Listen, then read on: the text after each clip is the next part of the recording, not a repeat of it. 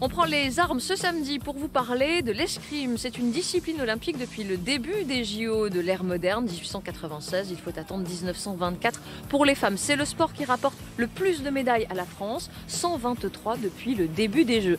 On a choisi ici Montbéliard pour aller vous faire découvrir le club qui s'entraîne à l'Axone. Alors à vos masques pour ce nouveau numéro de Tous aux Jeux.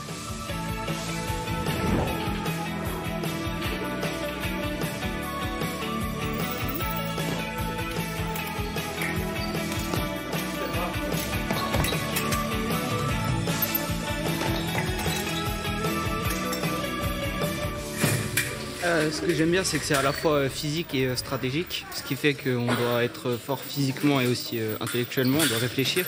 Il faut être très précis, on n'a pas le droit à l'erreur. Et les JO, t'y penses des fois? Pas pour l'instant, mais peut-être plus tard. Contre-riposte non valable. C'est bien battu. En escrime, il y a 3 armes différentes, 3 armes pour autant d'épreuves olympiques. On va en discuter avec le maître d'armes. Bonjour Jean-Louis. Bonjour.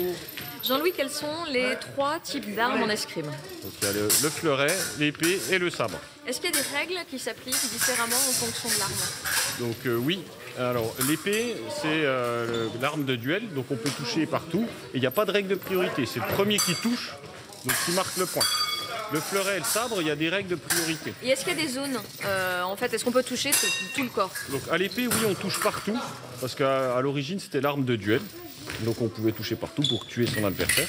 Donc au sabre, on va toucher uniquement au-dessus de la ceinture, puisqu'originellement c'était l'arme des cavaliers. Et au fleuret, on peut toucher, vu que c'est l'arme d'entraînement de l'épée, on peut toucher uniquement sur le tronc.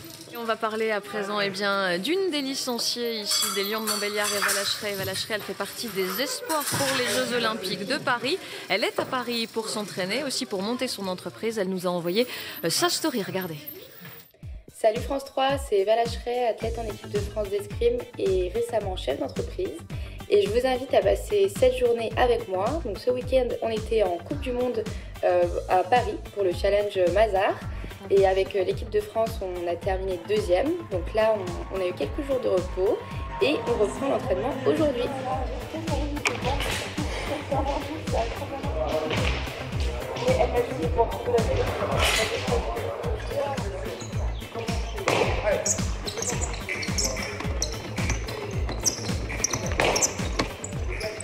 Alors là, je sors d'un rendez-vous professionnel avec mon associé Jeanne Maréchal. Hello. Et on va retourner à l'entraînement pour le 2e entraînement de la journée. C'est une séance d'assaut en groupe pour s'entraîner, faire quelques matchs et reprendre un petit peu notre escrime.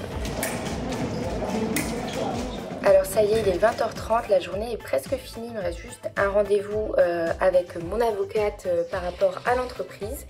Et après ce sera terminé, je pourrai aller me reposer.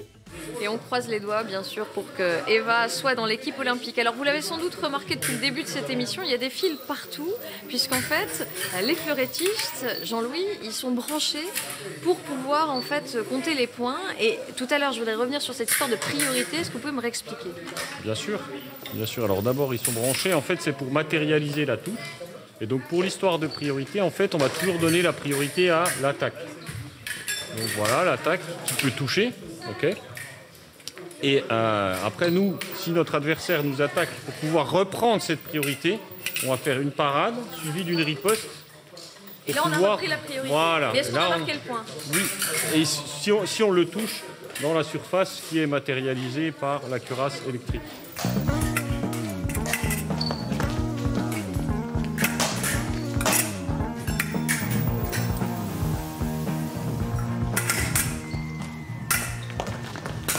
On est avec Zakaria. Zakaria, tu es en pôle espoir. Est-ce que tu penses aux Jeux Olympiques, surtout avec l'exemple d'Eva, j'imagine, Eva Lacheret?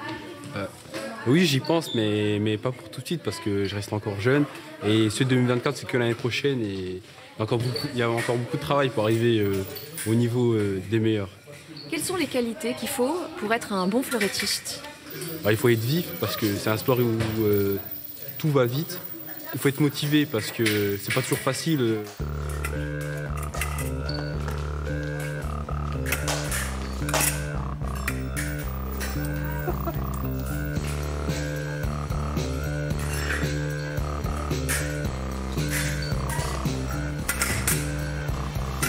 Alors, la Fédération française d'escrime compte plus de 50 000 licenciés. Voilà, je fais toujours attention parce qu'ici, on ne sait jamais ce qui peut se passer. On va retrouver le président des Lions de Montbéliard. Bonjour Nicolas. Bonjour. Vous comptez, vous, combien de licenciés et est-ce que vous avez vécu des effets JO? Alors nous comptons actuellement 50 licenciés et on espère bénéficier d'un effet JO pour la prochaine rentrée, pour la saison 2024-2025. Nicolas, quelles sont les valeurs du club des Lions de Montbéliard? Alors au niveau des Lions de Montbéliard, on reprend bien entendu les valeurs générales de l'escrime, donc le respect, l'engagement, la volonté, le dépassement. Et nous avons une orientation plus particulièrement marquée sur la compétition, vers le dépassement, l'envie de vaincre. Et Nicolas, j'imagine bien sûr que vous allez suivre les Jeux Olympiques à partir du 27 juillet. Exactement, on suivra à partir du 27 juillet, d'autant plus si notre escrimeuse Eva Lacheret est sélectionnée et participe à cette édition des JO. Et merci de nous avoir reçus. Rendez-vous donc pour les Jeux Olympiques à partir du 27 juillet. Nous, on peut peut-être essayer un petit peu, non? On va essayer.